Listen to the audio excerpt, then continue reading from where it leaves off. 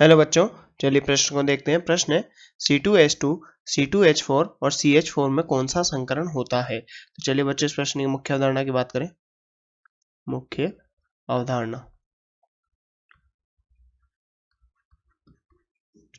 तो बच्चों हमें यहाँ पर कौन कौन से यौगिक दिए, C2H5, C2H2, C2H4 और CH4। तो चलिए बच्चों इनकी संरचना की बात की जाए यहाँ पर, तो क्या है, C double triple bond C H H, तो बच्चों यहाँ पर C double bond C H H H H, और यहाँ पर बच्चों C H H H H। तो बच्चों यहाँ पर संकरण निकालने के लिए हम क्या करते हैं, संकरण को कैसे ज्ञात करते हैं बच्चों, जो केंद्रीय परमाणु होता है या फिर किसी भी परमाणु के पार्श्व परमाणु की संख्या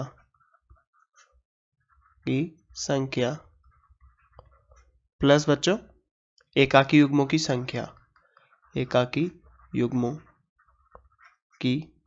संख्या।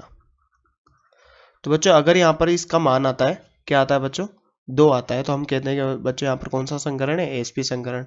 यदि बच्चों इसका मान 3 आता है तो हम बोलते हैं यहाँ पर कौन सा संकरण है, sp2। अगर इसका मान बच्चों 4 आता है तो हम बोलते हैं यहाँ पर sp3 संकरण।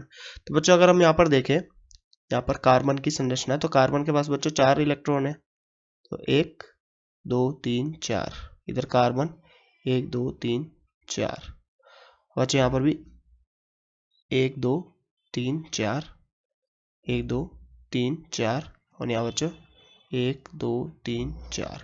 अब बच्चों हाइड्रोजन के पास भी एक एक इलेक्ट्रॉन होता है, तो यहाँ पर हाइड्रोजन 1, ये बच्चों यहाँ पर हाइड्रोजन है, यहाँ पर हाइड्रोजन, और यहाँ पर बच्चों 4 हाइड्रोजन, कुछ इस प्रकार। अब बच्चों इनके मध्य क्या होता है, बंद इलेक्ट्रॉनों का आदान प्रदान होता है। बच्चों कौन सा सहसंयोजक बंध बनते हैं, और इनके मध्य साझा होता है बच्चों एक एक इलेक्ट्रॉन का, तो एक इलेक्ट्रॉन इसके साथ। अब बच्चों 3 इलेक्ट्रॉन इसके बचे, तो यहाँ पर कार्बन कार्बन के मध्य बच्चों त्रिबंध आ जाता है। यहाँ पर बच्चों कार्बन कार्बन के मध्य द्विबंध, और यहाँ एक हाइड्रोजन के साथ साथ यहाँ पर एक एक बंध, एकल बंध। बच्चों यहाँ पर कार्बन हाइड्रोजन के मध्य एकल बंध।